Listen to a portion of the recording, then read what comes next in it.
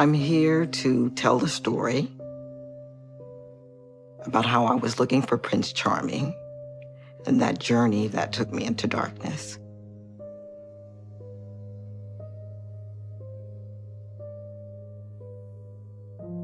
The evil that he left behind, it's never going to leave us. We have nightmares, we still do. And in our nightmares, we dream that he's back in the house with us, living like nothing ever happened. I really didn't know the person that I married. He was a sociopath. He was terror just waiting to happen. But I didn't know that. I pursued a fairy tale and happened upon a nightmare. I look back, there are so many signs that I could put together that would culminate in him becoming the monster that he was. But my greatest mistake was judging a book by its cover. I saw what I wanted to see.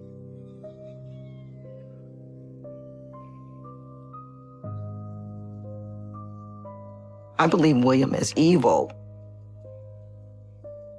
I think forgiveness should be granted to those people who show remorse. William never showed any remorse. I will never make peace with William. I will never forgive William for what he did.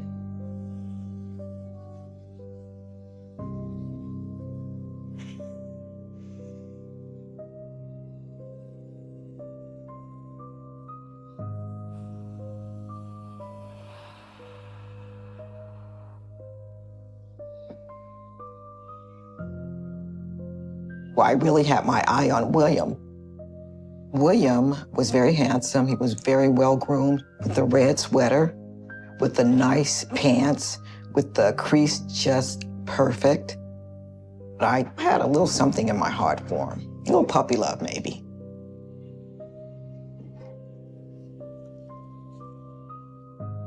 This is the innocent Alice Swafford. My impression of William was that he was a gentleman. The Choices were one of the few families that owned their own home. They had 2 cars. Their kids went to private school. I automatically assumed he's smarter, he's well-spoken. He's got to be a good person. I looked for the Prince Charming, and I gave him that status. I wanted the fairy tale life.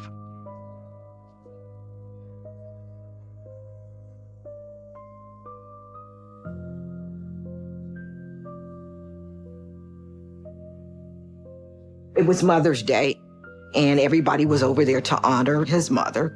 Everything was going good. People were happy, eating good food and making good conversation. Hey, Mom. You got something sweet over there? William, don't even try to touch these cookies. You can wait for everyone else. Come on, Mom. You know I got a sweet tooth. William, you can just wait. And then William reached to go hug and kiss his mother. And it's like, in an instant, the whole atmosphere changed because she said, "Get away from me, boy." Don't you ever touch me again. And I was like, what is that about?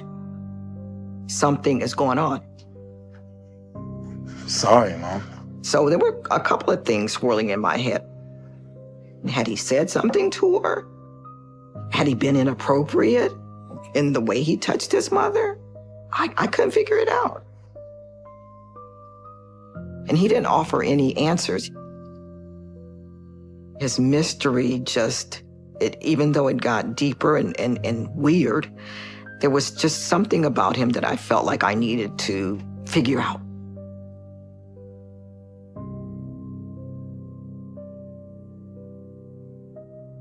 One day, he just showed up and wanted to take me for a ride.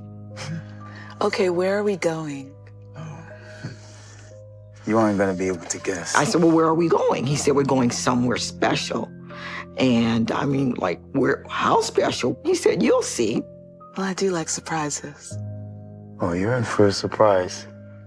It's like magic. And the thoughts are running in my head, like, where's this man taking me? And so when he stops the car, we get out. You walking and these men are like barking, come in and see the naked ladies, come on in, have a drink. And I look around and there's all these tables and there's women on stage dancing and gyrating. I just wanted to just shrink inside myself and like, what had I gotten myself into?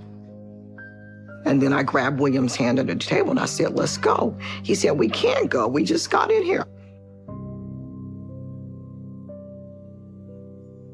He was watching the women like it was something he did every day.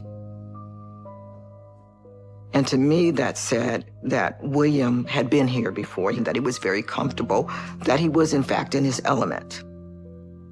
It was almost like I wasn't there at all. This is not what a man does to a woman. It bothered me, and I probably cried myself to sleep. Like, why? But somehow I convinced myself that I could pardon this one transgression.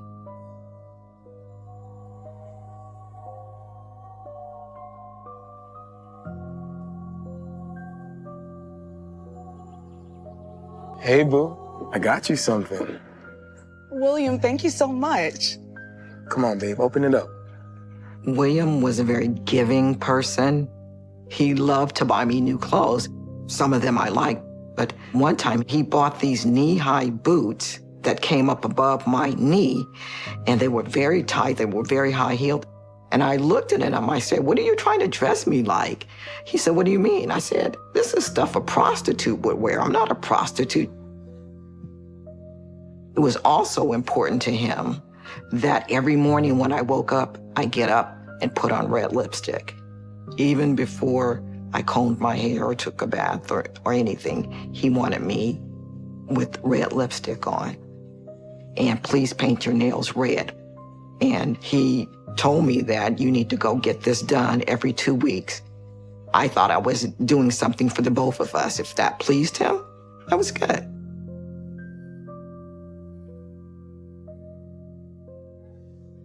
And he looked and he said, they're my friends. I said, what do you mean they're your friends? He's like, well, they're human like anybody else and they can be friends. I said, well, that doesn't make sense. You can't just talk to those women and expect me to stand there. Babe, they're just people. They're prostitutes, William. Why would you want to socialize with prostitutes? And he said, oh, you're just putting too much on it. You need to treat me with respect. If I would have put that situation together about him saying the prostitutes were friends, him taking me to the strip club, I should have just chalked him up as somebody that was unsalvageable. But I didn't.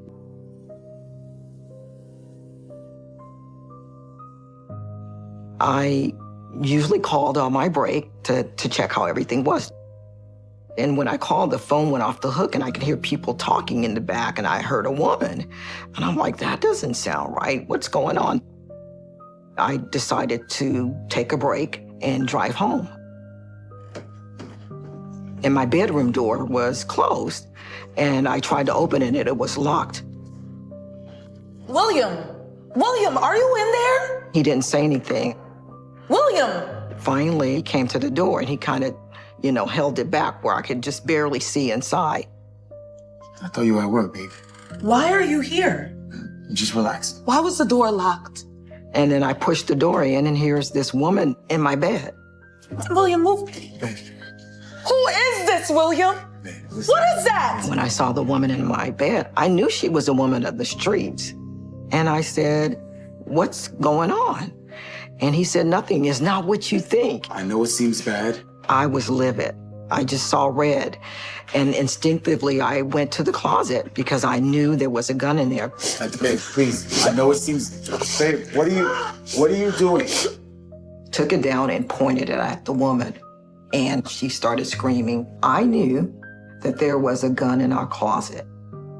I reached up in the closet, got the gun, which I believe was just a broken gun, and pointed it at the woman.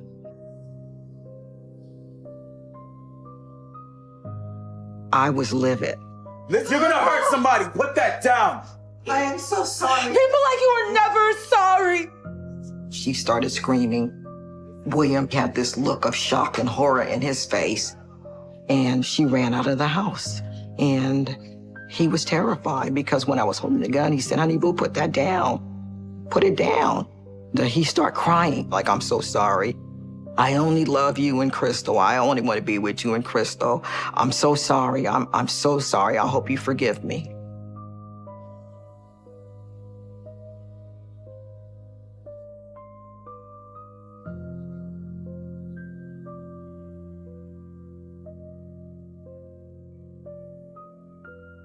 This picture is of Crystal and her dad. And he wanted me to take a picture of him and his daughter. And Crystal seems really happy to be there, and he's happy. After all of this, you still married him. I still married him. I believe that I wanted more than anything for Crystal to be raised with her father.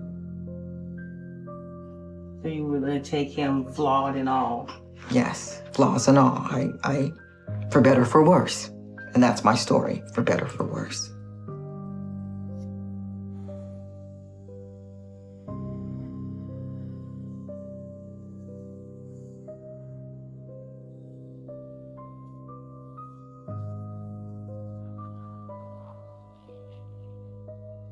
He had this compulsion to buy or rent videos that were X-rated.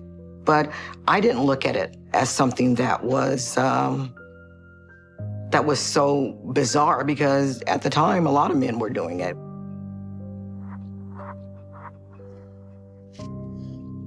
One time, he invited me to come in and see something.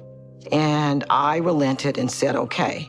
And I went in and I saw this video that just made me want to be sick to my stomach. What are you watching, babe? It's a little something to spice things up. It was horrible.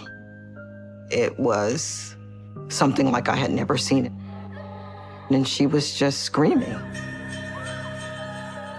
Knowing he had a wife and he had a daughter, how could you watch a woman, I'm thinking, be violated like that? You're sick, William. You're disgusting.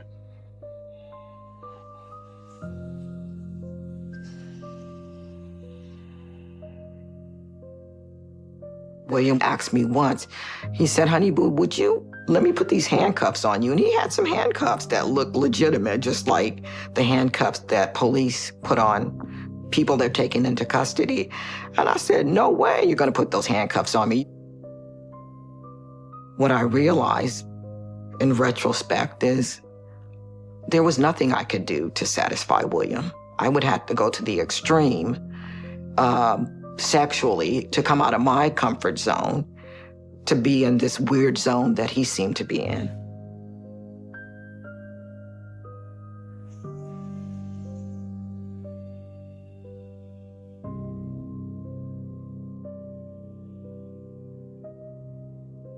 Babe, Yeah, babe?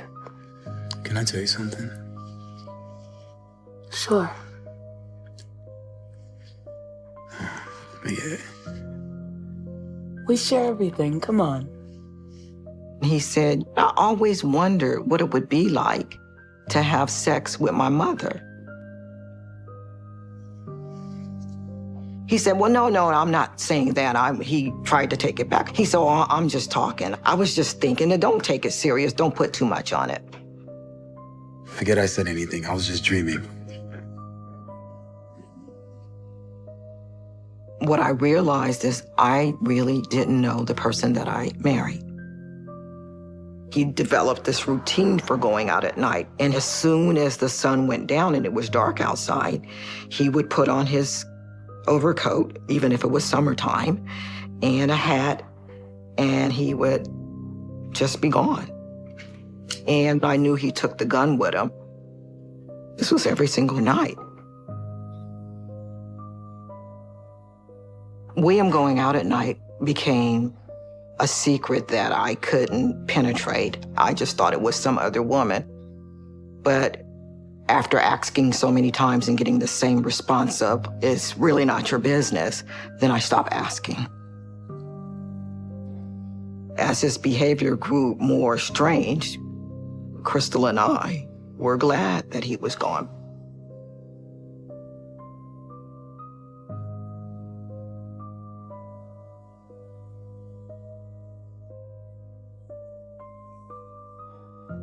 It was Easter weekend. He walked out the door that Friday at 7 o'clock, and I just expected that I would see him back that night when I returned. Sunday morning came, William was still not at home. I just stayed home all day waiting for the phone to ring, and there was no ring. Late in the evening on Sunday, he comes through the door.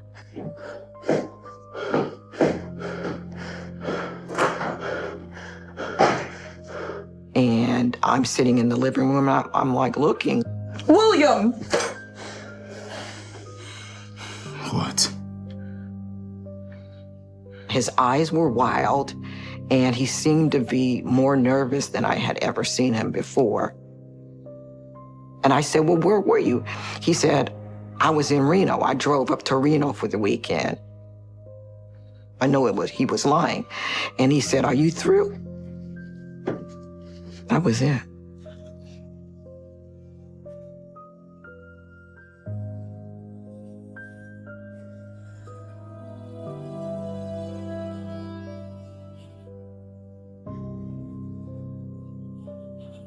I just screamed. I was just like in terror, it was just the sickest thing I ever saw. Talking about it, digging back into the past. So.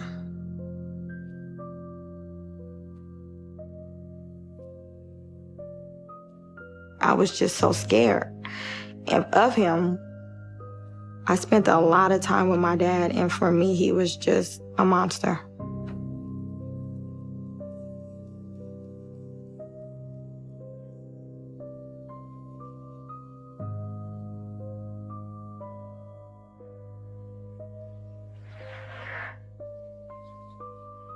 The first time I began to fear my father, my mom was at work, and my cousin spent the night with me. He told us to, go in the bathroom, go wash your face, gave us both different towels. And we accidentally ended up mixing up our face towels. I think I washed my face with my cousin's towel by accident. Get up. And then he got really angry, started calling me stupid, and then just slapped me so hard that I literally hit the floor and just stood over me yelling. Get up! My mouth was cut, and I just was crying hysterically. Don't disrespect me like that again, girl.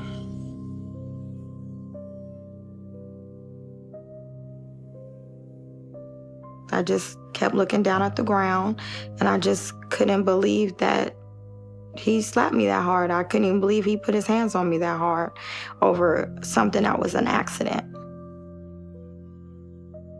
It could just be anything. It could be the way I'm eating something. It could be the way I'm walking. Like you're on pins and needles all the time. I was just scared. Just hiding from him, basically, trying to stay out of his way as much as I could. When I was 11, I was learning to play the piano, and my dad was really strict on me when it came to my piano lessons, very harsh. Again. I remember one day there was a particular song that I was practicing, and I couldn't get it right. I kept getting this one note wrong, and it was just out of sheer, just nervousness. My hands were shaking. I was, really scared.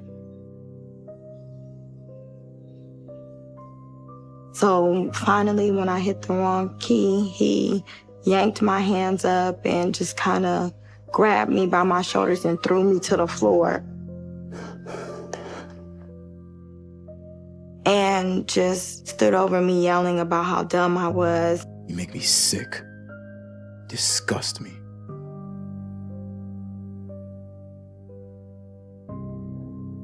There was an incident with my dad where I had my favorite doll that my mother bought for me.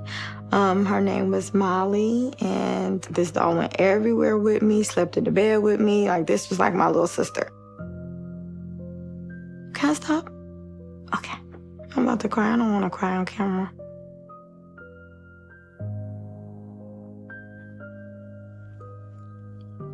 Okay. I'm ready.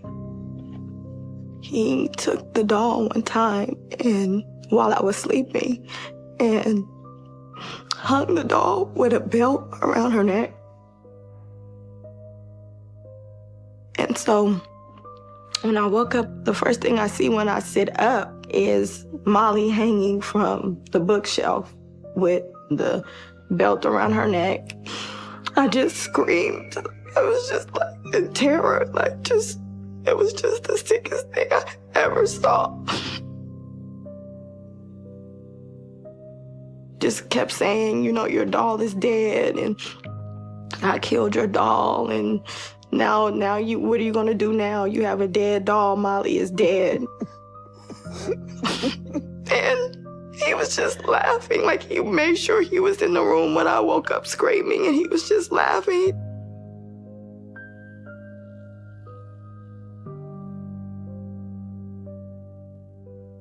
I would tell Molly, I hate my dad. I hope he dies. I hope someone kills him.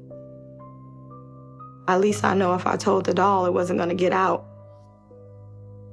I would sit there for hours and just stare out the window, just praying to God, to get my mom home safe. Because if something happened to her, then I would be stuck with him the rest of my life by myself.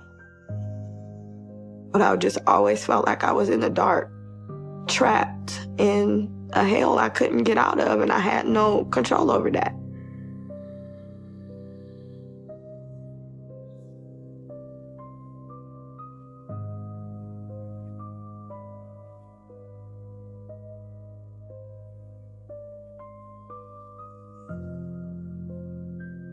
We had this big Victorian, it was 3 stories, and we had this big picture window. It was like right across from the window in our neighbor's house.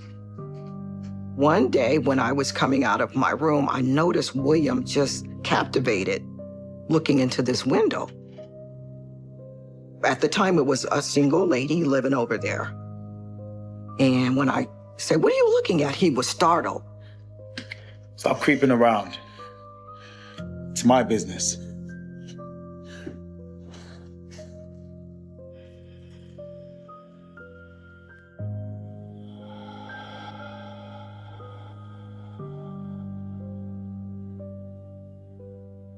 I had a pager at all times, and my daughter was told, "You can contact me anytime."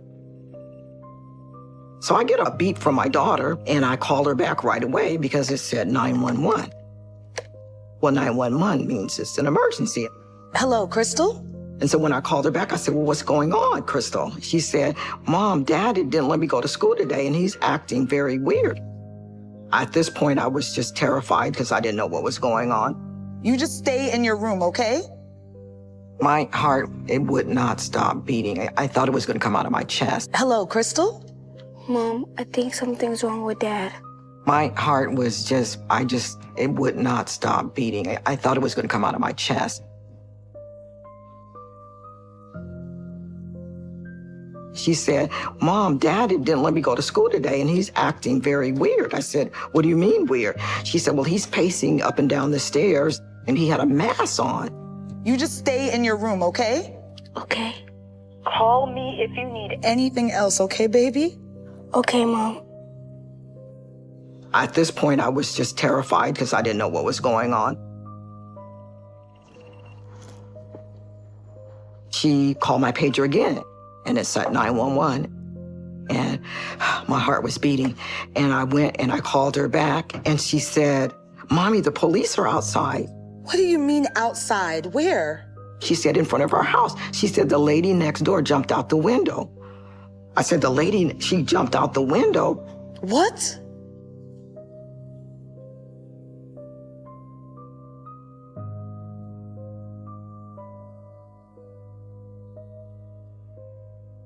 William, what happened today?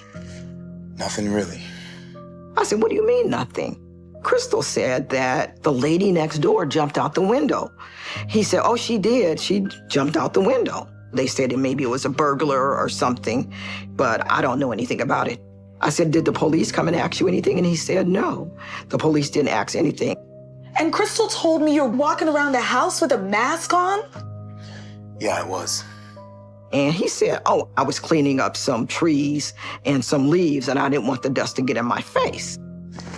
All right, I'm gonna put the tools back away.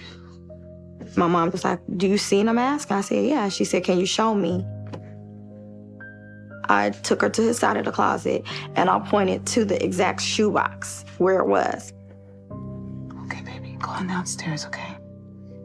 My mom told me, okay, to go, leave out the room.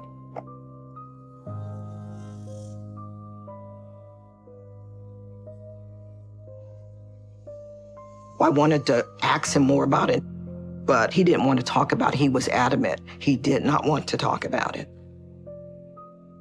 And he would get very angry, like I didn't have the right to ask. So I felt like if I fight back, this is really gonna get ugly.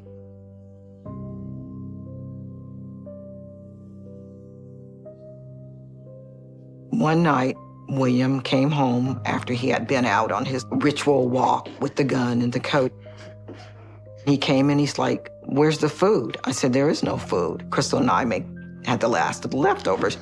Oh, I didn't know you were gonna be home tonight. Then he lashed out, grabbed me by my collar. You better learn to respect me! And he started screaming, I'm the man of the house. You don't tell me what to do. This is my house! He's dragging me from room to room like a rag doll. I just went limp because I was numb for one, and I didn't want to provoke him anymore. You're hurting me. I was terrorized. What's wrong with you? I didn't even recognize him. Even his voice had a growly kind of tone to it, like he was another person. Like he just pulled up some evil personality from within him and was showing it to me for the first time. Please stop. Please. This was the moment that I knew there was no turning back. I needed to get me and my daughter out of the house.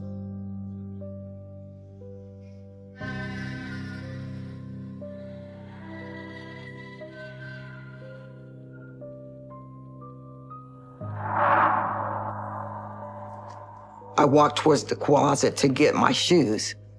He was sitting on the bed.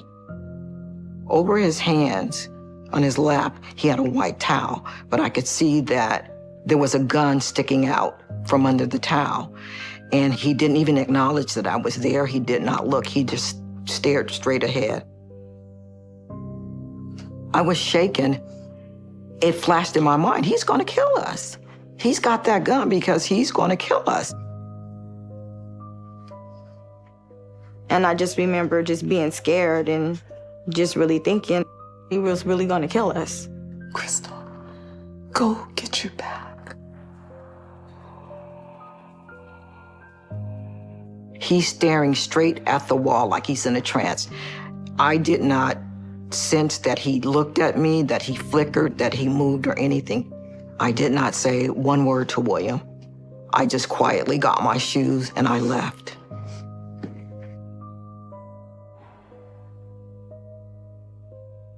I just remember being so happy that we could really go, but I remember saying I wanted to go fast because I didn't want anything else to happen, to stop us.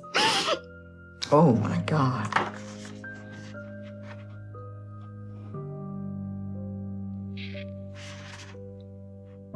This is the face I saw when William was dragging me around the house screaming.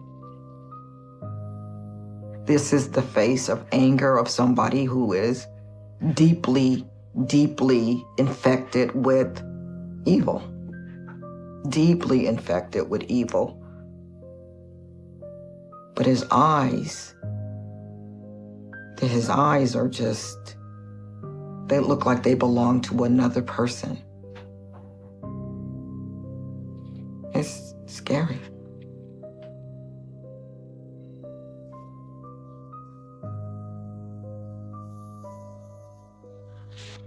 My daughter, Crystal, said, Mommy, this house is just cursed. I thought the house was I just thought it was evil. I used to call it the house of horror.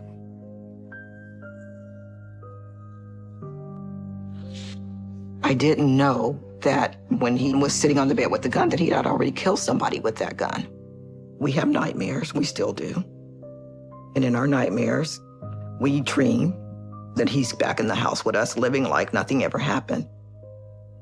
And so I'm always connected to this person, and no matter what I do, even if I change my last name or if I don't talk to him, I'm still very much reminded he is my father.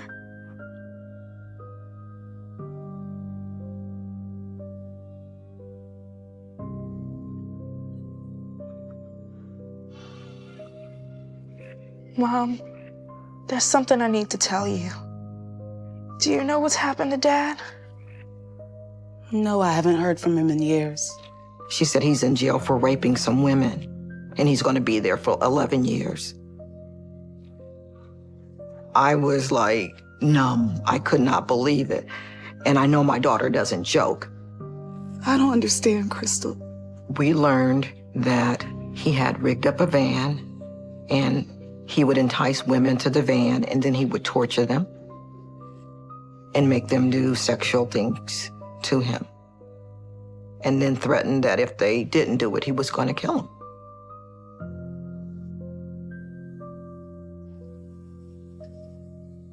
It made sense that he led a secret life, but the extent and the darkness of that secrecy it suddenly came to light that all this time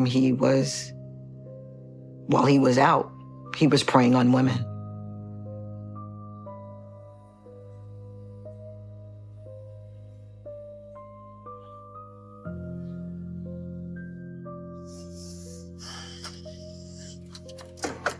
The San Joaquin County Coroner's Office left a card under my door and wanted me to contact them.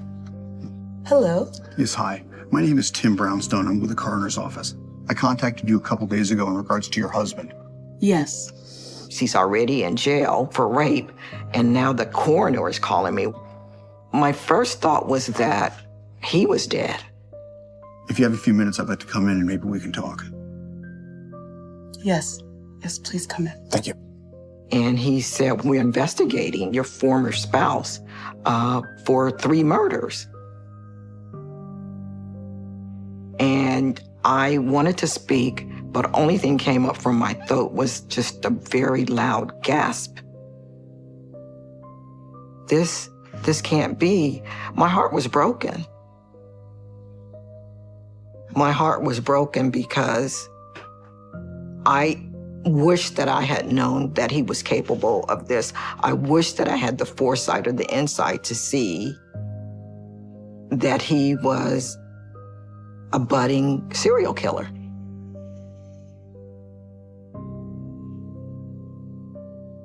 I wish there was something that I could do that might have changed the way history folded out.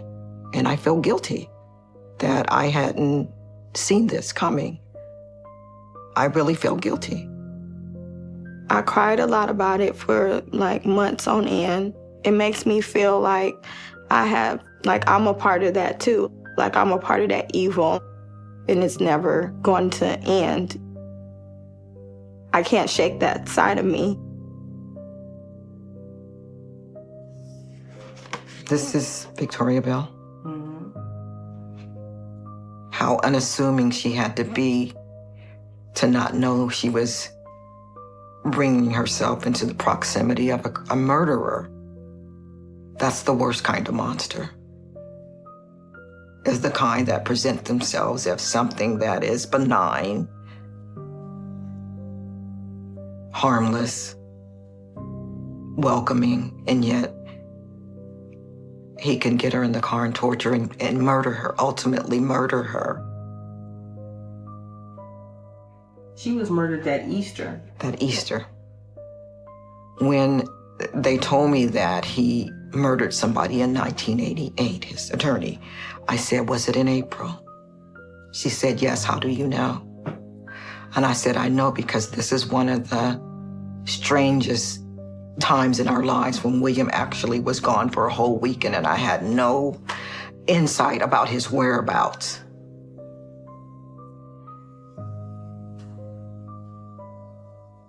She's very young.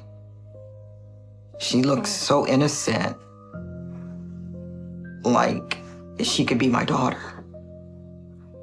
Her lips are red just like mine. Her complexion is almost the same color as mine. I wonder if William saw some of me in her. Maybe in some kind of way he was killing me too. And then going back to his new family and acting like nothing ever happened. Never in 1,000 years could I have imagined that I would be in a relationship with somebody who is now on death row for killing and raping women.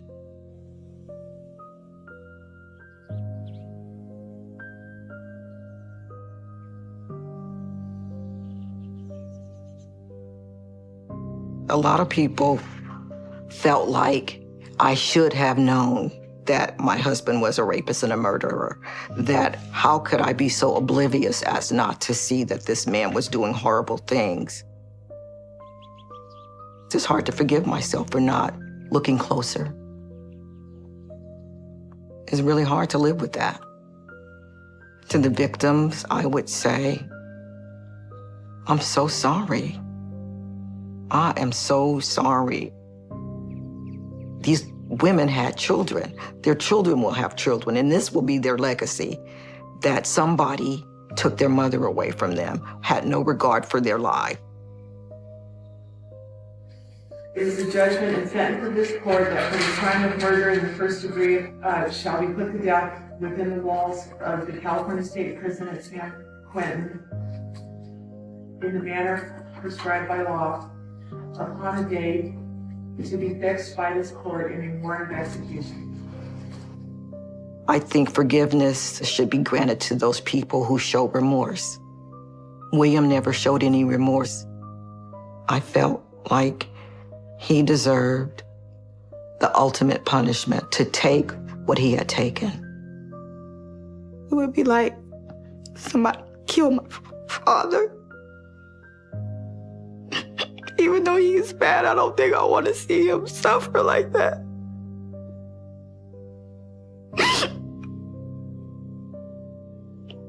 And I can't help it. I can't help but feel that way, but that would just be devastating.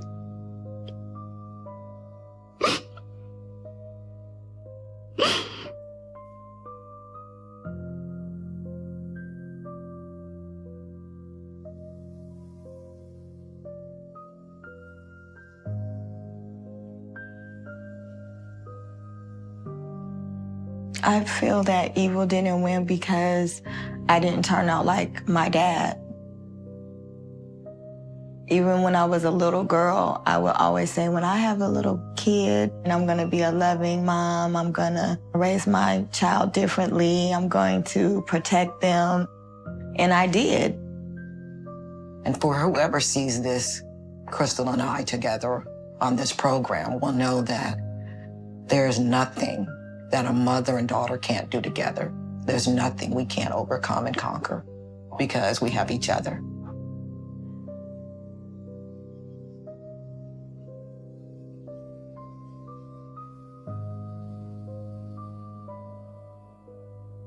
There's only like a few people I've told my story just because I'm embarrassed. And I shouldn't feel that way, but I do. I'm embarrassed it was my dad that did it. I just don't want anybody to know about it. I don't want anybody to feel sorry for me. It's just not something I want to tell.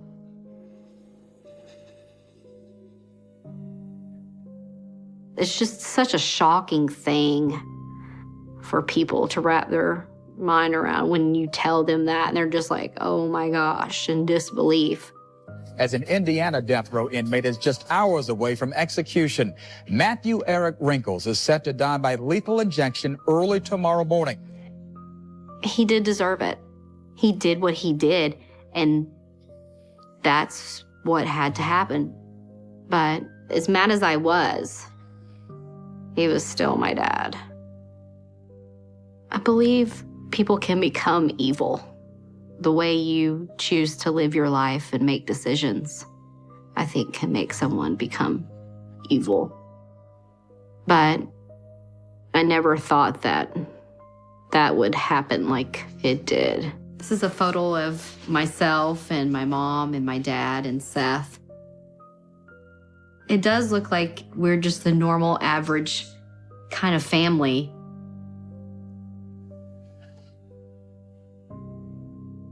Even looking at this, you wouldn't have thought anything bad's going on in that family. There's pictures on the refrigerator that we had colored, but there was actually chaos and abuse going on. Actually, kind of sad looking at this because it's not really real. I look at myself right here in this picture and I look at my eyes and it looks like I put on a smile for someone else, but it looks like sad eyes there. That I always faked everything outside of home.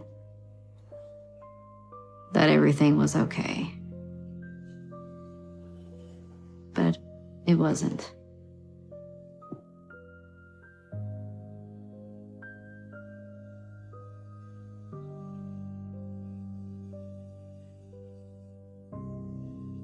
He had just a nasty kind of sense of humor sometimes. I had a pet rabbit and I would sit her right next to me and the rabbit would just stay there. And she was so soft. She was sweet. So, what's for dinner?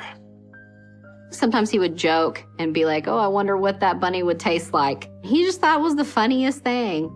If it ever comes up missing, you'll know what happened. Sweetie, he's only joking.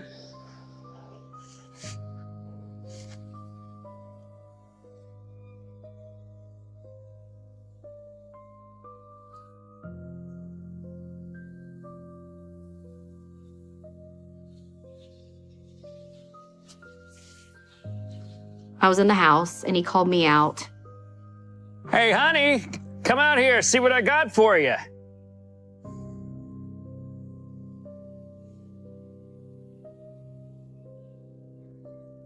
It was rabbits he had killed that day. He had the rabbit's head on a stick stuck in the ground. I was shocked and surprised. I remember yelling out, "Dad!" And he just laughed about it and thought it was just so funny. Don't be such a wuss, don't be so sensitive. It's just a joke. But he knew how I was about, I didn't want to kill any bunnies. I didn't think that was funny. He just had a sick sense of humor.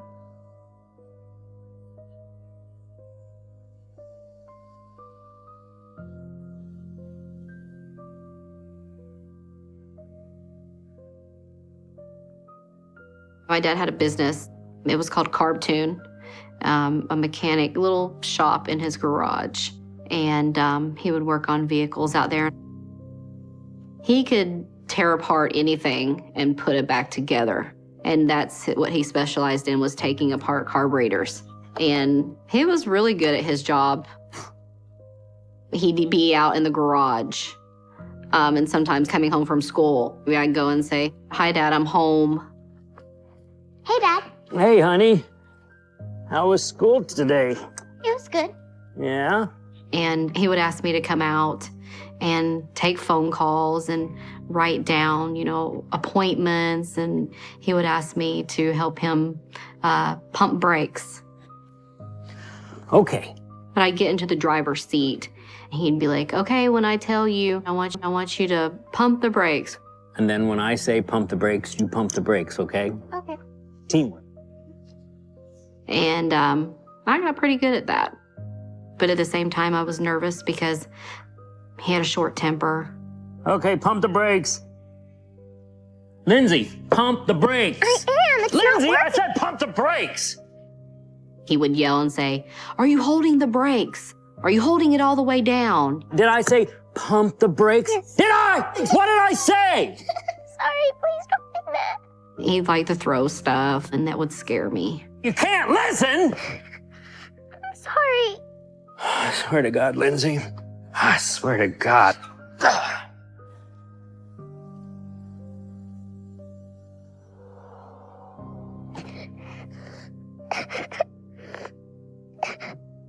I didn't want him to get mad at me. Honey, I'm sorry. There was some times where I felt there was more of a normalcy about him. He had a little bit more patience. Sweetie, don't cry. Daddy, you know I didn't mean to. I had a girl. All right. But he was unpredictable. One minute he was, sweet, and then the next minute, wow, where did that come from? He just flip of a switch.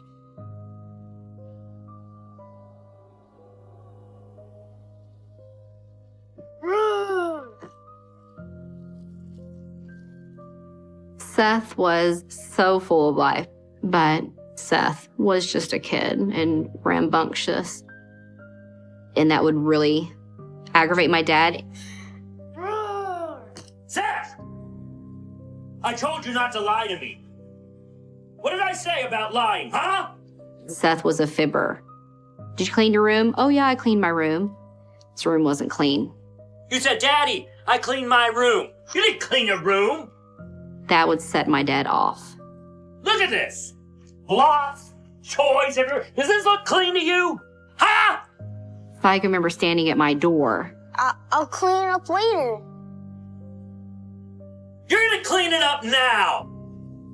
And he just took his belt off and he just started whipping him. And it's like he wasn't stopping.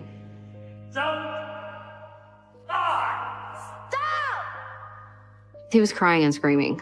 It was horrible. Dad, stop!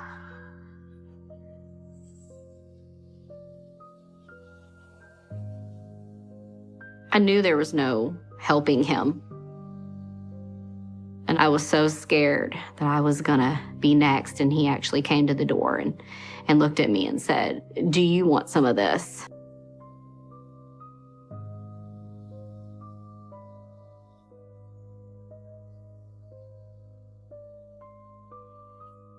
You always gotta argue. He would just bring a gun out and say, "I should kill you right now. Give me one reason not to use this. If you ever leave, this is what you're gonna get." But now I don't hear you yapping. And I remember it just got out of hand before he even realized what he was doing. Dad. It's a picture of my mom and dad. And this is when they got married. My dad was with some friends in a pool hall, and my mom had come in, and my dad, I guess, was asking around, "Who's that girl, that redheaded girl?" And they're like, "Oh, that's Debbie." He said that she was so pretty, he couldn't get over that when she walked into that pool hall. Nobody ever drew his attention like she did. Something about that girl. They do look happy. I believe that they loved each other, but I believe over time, the bad things overtook the good things. And you would never know behind this what was actually going on. They were two bombs just ready to go off at any time.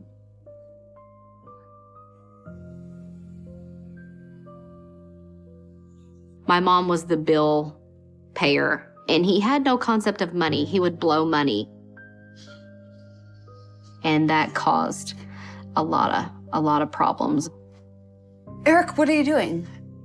Just getting a little spending money. She said, why don't you go get a real job? He didn't like to be questioned. And he didn't like people to tell him what to do. He would tell her to just shut up. You're acting like a bitch. It would just piss her off even more. It's my money. Stop it. My mom would slap him a lot on the head, face. And he just had enough, and he just turned around and just decked her.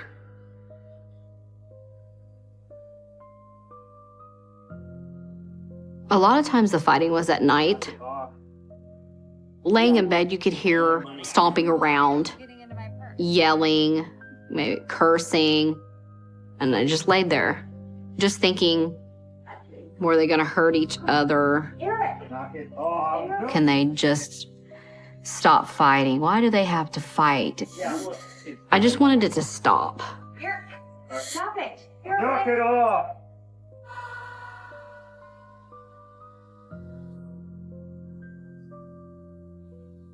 I want you to see how your mom is acting right now.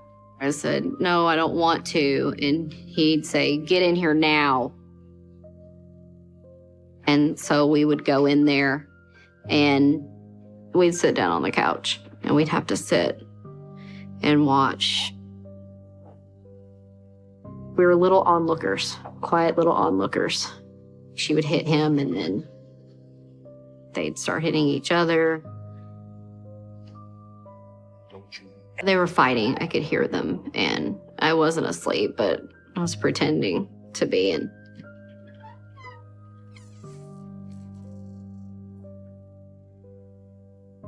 Lindsay, wake up. I want you downstairs now. he would say, kids, come look. Sometimes he was lunatic angry, and then it led to something more. Stop cutting me off. I can remember a few times where they were fighting, and he'd be like, you're gonna make me go and get my gun, you bitch. Just give me one touch again. And I was scared somebody was gonna get hurt really bad.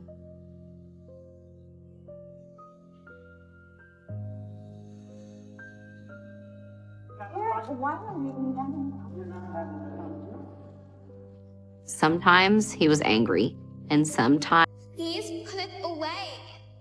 and he's like, oh, shut up, and I'm not gonna do anything.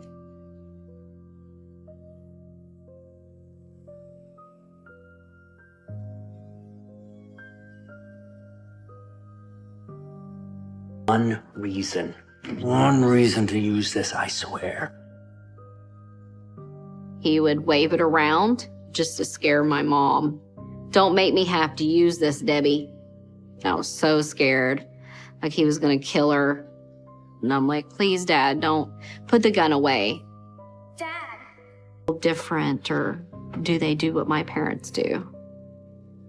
But we're just scared. Constantly living on edge.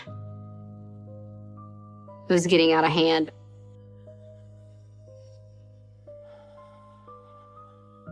When I came down, my dad had a gun on her, so I knew it was bad. She was sitting on a stool. She was kind of like in the corner of the wall, and the look in his eye was like,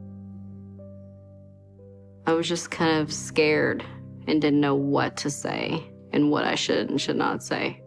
So I didn't talk about it. My dad's philosophy was, you don't call the cops for anything. You deal with the problem yourself. And especially family. Family doesn't call cops. Another family. It's something you don't do. I never really, I guess, thought is, other people, I just want to kill somebody. Kind of crazy look. And you knew that he was very angry. He put the gun to her head. My dad told her, sit there and think about what you have done. And if you move, I'm going to kill you. My dad told her, sit there and don't. The fighting got worse. They were up more at night. He always had a gun. If he didn't carry it on him, he would have one in their bedroom. He had one under the couch. I didn't understand why he acted the way he did. He wasn't himself anymore. He just got so out of control, so fast, he didn't know how to go back. He was too far gone, and he was just on the move. We just sat there and just waited. It was very quiet. Nobody was saying anything. Time just dragged on, and she just sat there for hours. He was just so angry. He told my mom that if she ever left, that he would kill her. I believed he was capable of killing her. I thought he was crazy. And I believe that she believed that. And I think that's a lot of reason why we stayed. Looking for something? I don't know what you're talking about. And he showed me this little pocket knife, and he said, I found this in your closet, and your mom was hiding it there because she was going to kill me with it. I know what you and your mom are planning. It was the road to destruction.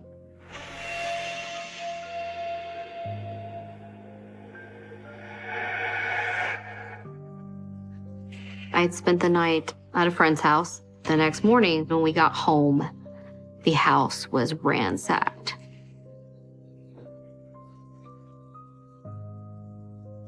I can remember going into my room, and he had completely took apart my closet. There was just stuff everywhere. So, paranoid, out of his mind, crazy. What else are you hiding? And he said, and you're gonna stay in here and you're gonna clean all this up and you're not gonna come out until it's clean. And I said, no. And he didn't like it one bit.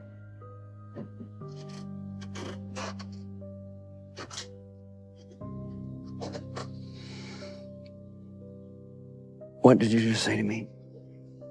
My dad laid down on the couch to take a nap. And I called my mom's friend and said, please come pick us up. He's saying all these awful things, and I don't know what he's gonna do. Please. I was pleading with her, please. And he said, you're a bitch just like your mom. And that freaked me out. I felt like he saw my mom, my mom in me, the characteristics of my mom, and he was just so angry with her. What was he capable of doing to me? You're just like your mother. And I was so scared. Come get us, please. Come get us right now.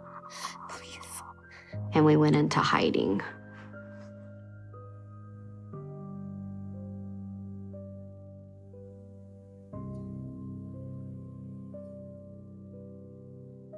After so many... It's okay. There's no... We had nothing. One set of clothes. And I just wondered when we were going to go home. If we were going to go home, where are we going to live? I just want you all to be comfortable here, all right? Thanks. And I want you to make yourself at home. What happens from here? Every day, you wondered what was going to happen the next day. All right. I was years of fighting and arguing. She had finally had enough. We had stayed at my Aunt Jenny's house. Debbie, I brought you some extra towels, okay? Thank you. And I want you to know that you can stay here for as long as you need to, okay? I'm so sorry to put you out like that. Hoping that when we left, that it was going to be over.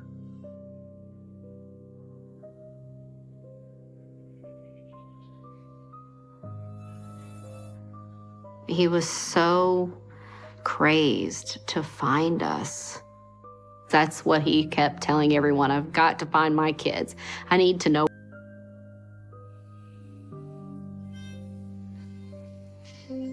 Lindsay, get your stuff. Somebody had called and said that he might have gotten tipped off to possibly where we were. Mom? All right, let's get your coat on. Mom! What's going on? And he was looking for us. Your father's on his way here. Where my kids were. It was like an obsession for him. He had to find us. He wasn't quite sure where we were, but I know that he suspected the places where we could be. There was always tension wherever we were. If he finds us, what's gonna happen? Threats were being made everywhere. So we were scared.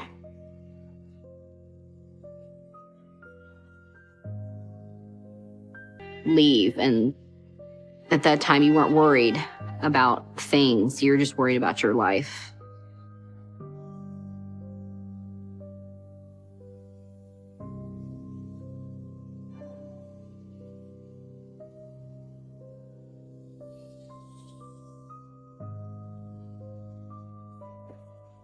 Lindsay, how about you go join your brother upstairs? When we were staying at my aunt and uncle's, she didn't really have anywhere else. Mom, what if he sees us through the window? And I told everybody to get on the floor. I said, crawl. I said, do not stand up. Crawl on the floor. And I can remember everybody going out the back door. And it was dark. I was deathly afraid. I was praying, please don't let him find us. We just had to. Than ever. And just the anxiety of thinking, wonder where he's at. But any little thing, any noise, horns, and if we were outside, I was constantly watching to go, and that was her brother. I'm just glad to see you're doing okay. All right? You're always welcome here. So that's why we went there. Going into hiding and having to look over our shoulder all the time just sent me into a bigger paranoia. And all we hear is honking. He was just laying on the horn. And we look out and his truck is in the front yard. And I'm like, oh no, he's here. We were asleep. And all of a sudden we just heard a horn, you know, see if anybody was coming up the road. And I was just waiting, you know, to gather everybody if he were to come and go run into the house. Because I was thinking, he will try to kill us.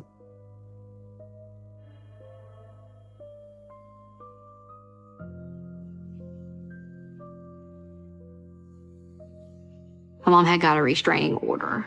And I can remember one morning early, we were all in bed, on the lawn, just honking and honking.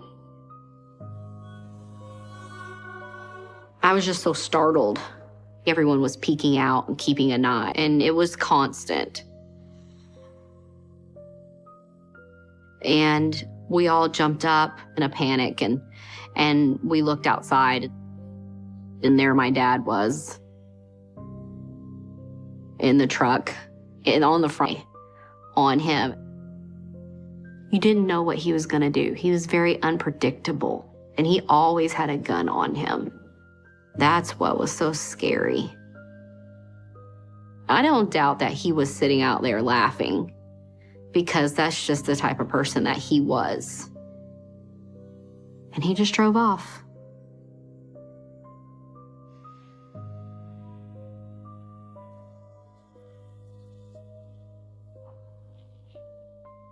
He wanted us to know we weren't fooling him. He knew exactly what was going on where we were at. And that was why you were always in fear, because he wanted you to be on your toes at all times. He didn't want you to forget who he was. It's a predator-prey kind of thing. I'm here and I'm not going anywhere.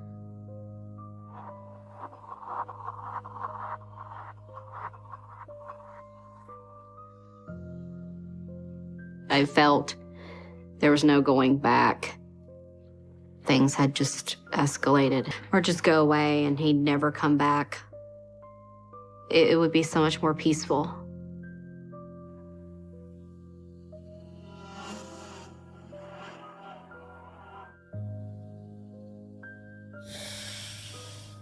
And just got worse and worse.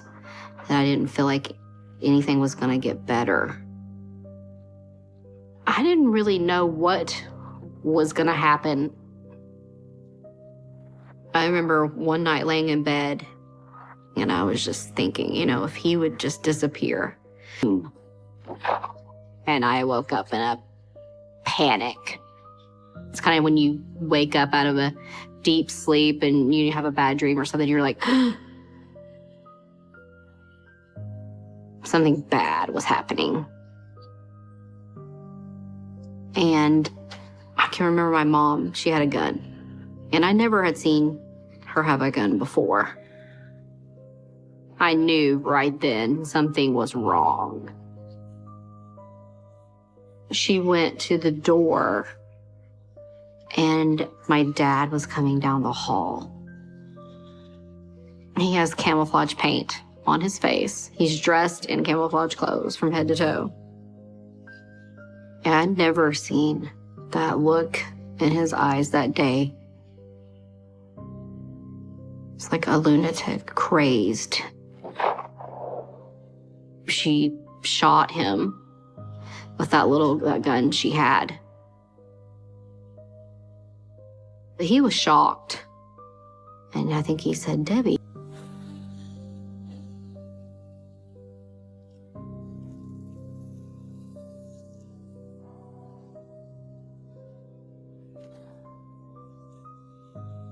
It was just a loud boom. "You shot me."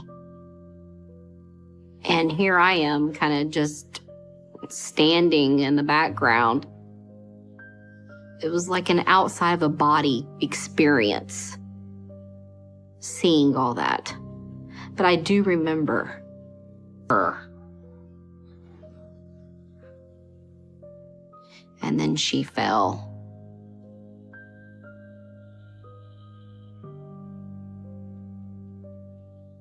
I said, "I'm calling the cops, I'm calling the police." I went to the living room and the phone was already off. No dial tone, nothing. Hello? Hello? He apparently had cut the phone lines before he entered the house. I saw my dad start running out the back door and Seth was running after him. I don't know where he went. And all I could think about was getting out of there and calling the police.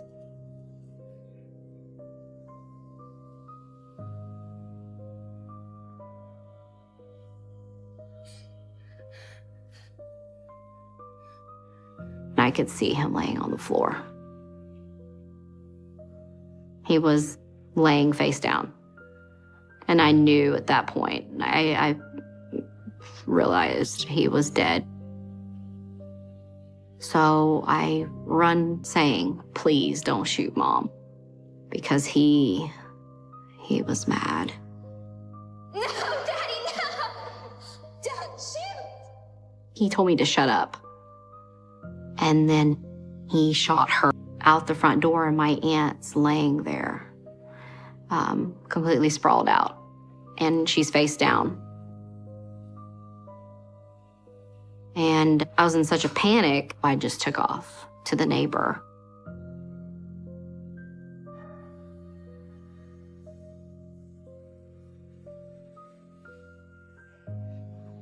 I had no idea where he went. He could have been right outside the door. Nobody knew. I was just hoping somebody would get there fast. And I can remember thinking the whole time, please, my mom's alive.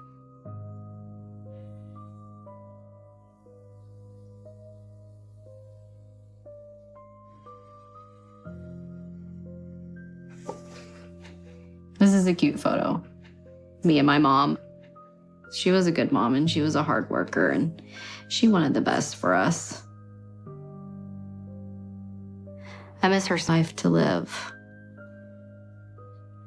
They were just trying to help.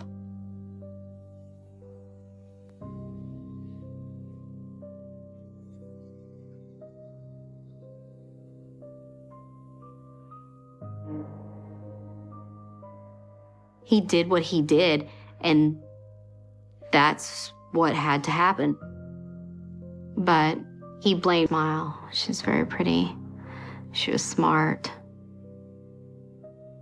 And I just miss mom, you know, having a mom. That's what I miss most.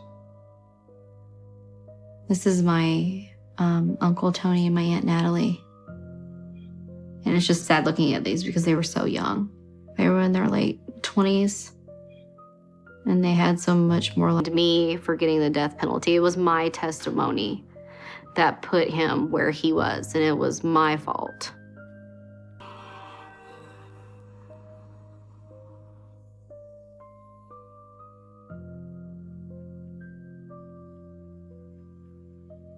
I was really hesitant to go because I hadn't seen him in so long. Fear set in. And I thought, this is his chance. He did deserve it. He told me at one point, I'm sorry for killing your mom, but I'm not sorry for killing your aunt and your uncle because they manipulated this whole situation and they deserved what they got. Yes, he could just kill me and he knows he's gonna die, so what has he got to lose? I could see him in a cell and he just looked angry and agitated. I don't know what he's gonna do when I get into this cell with him.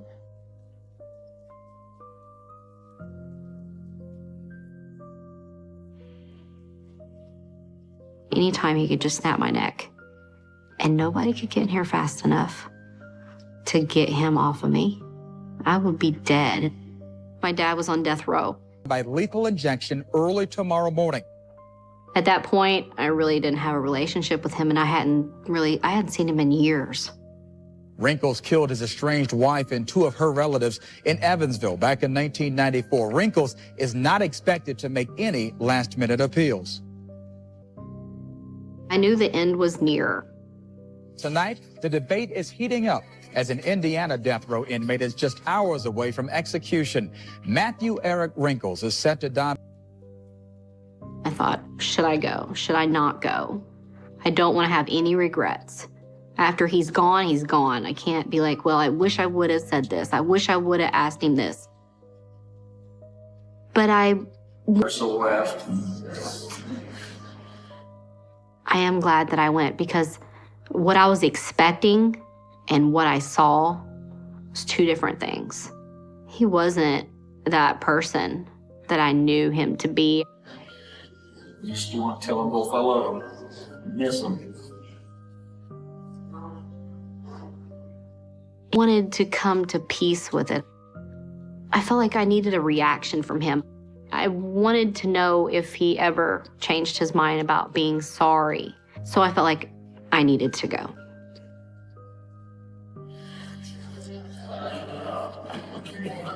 Here, December 10th, 2009, with my kids, Lindsay and Seth.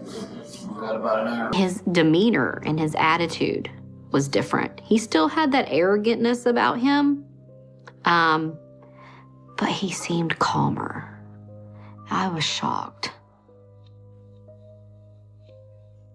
He did feel bad.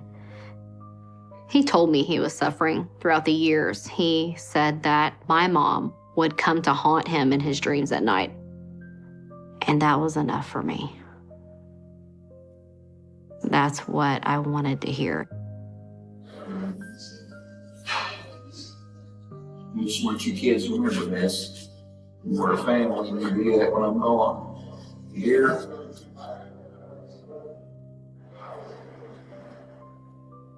Said, look, I'm sorry for what I did. You both great kids, you know. I'm just sorry about everything turned out, but you know.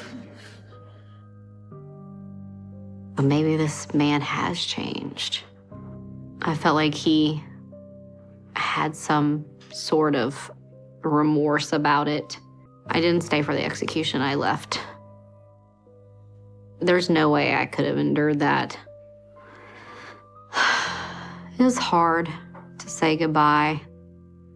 He said he loved me and he was proud of me. And that he was still my dad. I'm sure there's a lot of people that have questioned, how could she forgive him? It doesn't really bother me because I know what I know and I feel what I feel. That made me very emotional. I felt like I was losing my dad all over again. As mad as I was, I haven't questioned if he's in heaven or hell. I just know he's gone.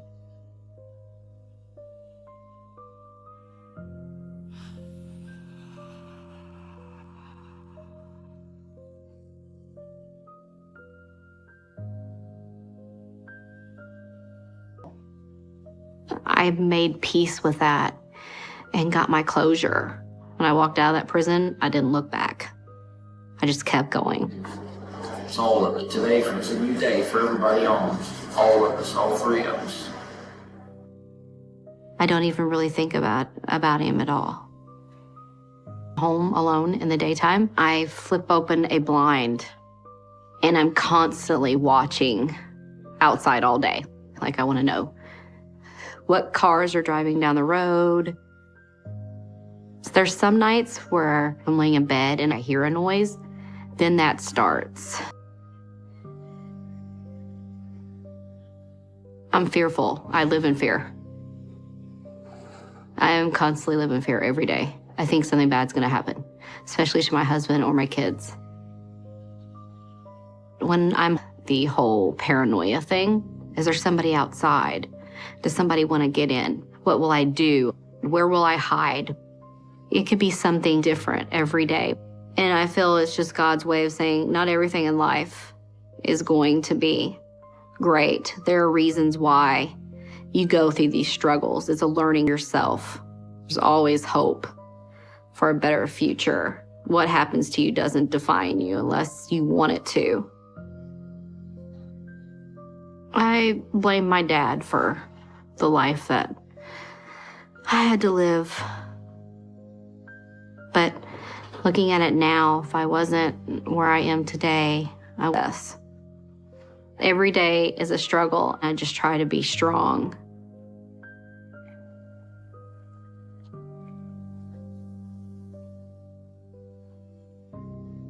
I just want to let people know that regardless of what you go through, if you can make a better life for you, I wouldn't have met my husband and had my kids. So I'm glad I'm at where I'm at today.